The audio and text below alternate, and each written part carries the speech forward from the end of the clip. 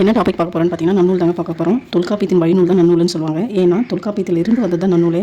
கிபி 13ஆம் நூற்றாண்டில் வாழ்ந்த பவனந்தி முனிவரால் எழுதப்பட்ட தமிழ் இலக்கண நூல் இது. எழுத்ததிகாரம் சொல்லதிகாரம் சொல்லிட்டு 2 அதிகாரங்கள் உள்ளன. இதில் எழுத்ததிகாரத்தில் 5 பகுதிகளாகும், சொல்லதிகாரத்தில் 5 பகுதிகளாகவும் உள்ளது. எழுத்ததிகாரம் என்னென்னு பார்த்தீங்கன்னா எழுத்தியல், பதவியல், உயிரெச்சு புணரியல், மெய்யெச்சு புணரியல், உருவு புணரியல் என 5 இருக்குது. சொல்லதிகாரத்தில் பார்த்தீங்கன்னா பெயரியல், வினையியல், பொதுவியல், இடையியல், உரியியல் என 5 பகுதிகளாக இருக்குது. பவனந்தியாரின் உருவச்சிற்பம் எங்கே இருக்குன்னு பார்த்தீங்கன்னா ஈரோடு மாவட்டம் மேட்டுப்புத்தூர் என்ற ஊரில் 8வது தீர்த்தங்கரான சந்திரபிரபாவின் கோயிலில் உள்ளதுங்க இவருடைய சிற்பம். இது வரைக்கும் இலக்கணத்தில் என்னென்ன டாபிக்லாம் கவர் பண்ணியிருக்கோம்னு பார்த்தீங்கன்னா பேசிக்காக தான் கவர் பண்ணியிருக்கோம். அகத்தியம், தொல்காப்பியம், நன்னூல் அப்படின்னு சொல்லிட்டு 3 டாபிக் கவர் பண்ணியிருக்கோம். இப்போ இலக்கணம் பார்க்கலாம். இலக்கணம் 5 வகைப்படும். எழுத்து, சொல், பொருள், யாப்பாணி. எழுத்தின் வகைகள் பார்த்தீங்கன்னா 2. முதல் எழுத்து சார்பெழுத்து. முதல் எழுத்தில் உயிரெழுத்து, மெய்யெழுத்து. உயிரெழுத்து 12, மெய்யெழுத்து 18. இது ரெண்டும் சேர்த்து மொத்தமாக எத்தனைன்னு பார்த்தீங்கன்னா 30. முதல் எழுத்துக்கள் மொத்தமாக பார்த்தீங்கன்னா 30. இதில் தான் 2ஆக பிரியுது உயிரெழுத்து, மெய்யெழுத்துன்னு சொல்லிட்டு. உயிரெழுத்து 12, மெய்யெழுத்து 18. சார்பெழுத்துக்கள் 10 வகைப்படும். உயிர்மை, ஆயுதம், உயிரளபடை, ஒற்றளபடை, குற்றியலுகரம், குற்றியலிகரம், ஐகார குறுக்கம், உகர குறுக்கம், மகர குறுக்கம், ஆயுத குறுக்கம் சொல்லிட்டு 10 வகைப்படும் சார்பெழுத்து. உயிரெழுத்து 12, மெய்யெழுத்து 18.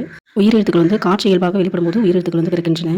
உயிரெழுத்து குறில் 5, நெடில் 7. குறில் என்னென்னு பார்த்தீங்கன்னா ஆ, இ, உ, ஏ, ஓ. இது குறில் எழுத்து. நெடில் எழுத்து என்னென்னு பார்த்தீங்கன்னா ஆ, இ, உ, ஏ, ஐ, ஓ, ஔ. இது நெடில் எழுத்து. ஃபார் எக்ஸாம்பிள் குறில் எழுத்து குறுகி ஒலிக்கும், நெடில் எழுத்து நீண்டு ஒலிக்கும். மெய்யெழுத்துக்கள் 18. இது உடலின் அதிர்வு இயக்கத்தின் வழியாக தோன்றுகிறது. வல்லினம், மெல்லினம், இடையினம் சொல்லிட்டு 3ஆக பிரியுது மெய்யெழுத்து. வல்லினம் என்னென்னு பார்த்தீங்கன்னா கசட தவிர, மெல்லினம் ஞந்தன நமன, இடையினம் இரள வழல. வல்லினம் மார்பு வழியாக தோன்றும், மெல்லினம் மூக்கின் வழியாக பிறக்கிறது, இடையினம் கழுத்தின் வழியாக பிறக்கிறது. உயிர்மெய் எழுத்து எப்படி பிறகுது அப்படின்னு சொல்லிட்டு பார்க்கலாம். உயிரெழுத்தும் மெய்யெழுத்தும் இரண்டும் சேர்வதனால் உயிர்மெய் எழுத்துக்கள் உருவாகின்றன. ஃபார் எக்ஸாம்பிள் உயிரெழுத்து 12, மெய்யெழுத்து 18. இது ரெண்டும் சேர்ந்ததுனால் உயிர்மெய். அது மொத்தமாக எத்தனைன்னு பார்த்தீங்கன்னா 216 உயிர்மெய் எழுத்து இருக்குது.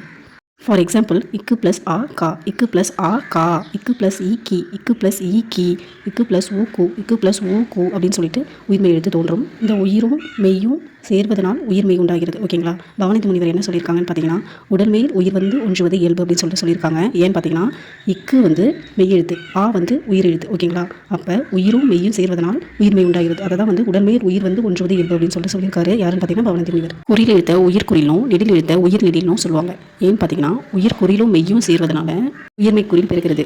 உயிர் நெடிலும் மெய்யும் சேர்வதனால உயிர்மெய் நெடில் பிறக்கிறது. அந்த ஆயுத எழுத்து என்னென்னலாம் சொல்லுவாங்கன்னு பார்த்தீங்கன்னா முப்புள்ளி, முப்பார் புள்ளி, முற்றாயுதம், அக்கீதம், ஆயுதம், தனிநிலை, கேடயம் என நிறைய பேர் இருக்குது. ஆயுத எழுத்து சொல்லின் இடையில் மட்டும்தான் வரும், தனித்து இயங்காது. ஆயுத எழுத்து தலையை கொண்டு பிறக்கிறது. ஆயுத எழுத்துக்கு பின்பு பல்லின உயிர்மெய் நெடிலும் வரும். ஃபார் எக்ஸாம்பிள் அக்கீனம், இக்குக்கு பக்கத்தில் கே இருக்கு இல்லைங்களா, அதான் இது பல்லின உயிர்மெய் நெடில். அந்தென் மாத்திரை, ஒரு முறை கண் இமைக்கவோ ஒரு முறை கை நொடிக்கவோ ஆகும் கால அளவு தான் மாத்திரை அப்படின்னு சொல்லுவாங்க. குறில் எழுத்து 1 மாத்திரையாகவும், நெடில் எழுத்து 2 மாத்திரையாகவும், மெய் எழுத்து அரை மாத்திரையாகவும், ஆயுத எழுத்து அரை மாத்திரையாகவும் ஒலிக்கிறது. தமிழ் எழுத்துக்கள் மொத்தம் 247. உயிரெழுத்து 12, மெய் எழுத்து 18. உயிர்மெய் எழுத்துக்கள் 216, ஆயுத எழுத்து 1. உயிரெழுத்தையும் மெய்யெழுத்தையும் தான் முதல் எழுத்துக்கள் சொல்லுவாங்க. உயிரெழுத்து 12, மெய்யெழுத்து 18, இரண்டும் சேர்ந்து 30 எழுத்து. இதுதான் முதல் எழுத்து. சார்பெழுத்து 10 வகைப்படும். மெய்யெழுத்துக்கள் மொத்தம் 18. அந்த 18 வல்லினம், மெல்லினம், இடையினம் அப்படின்னு சொல்லிட்டு 3ஆக பிரியுது. வல்லினத்தில் 6ஆகவும், மெல்லினத்தில் 6ஆகவும், இடையினத்தில் 6ஆகவும் இருக்குது.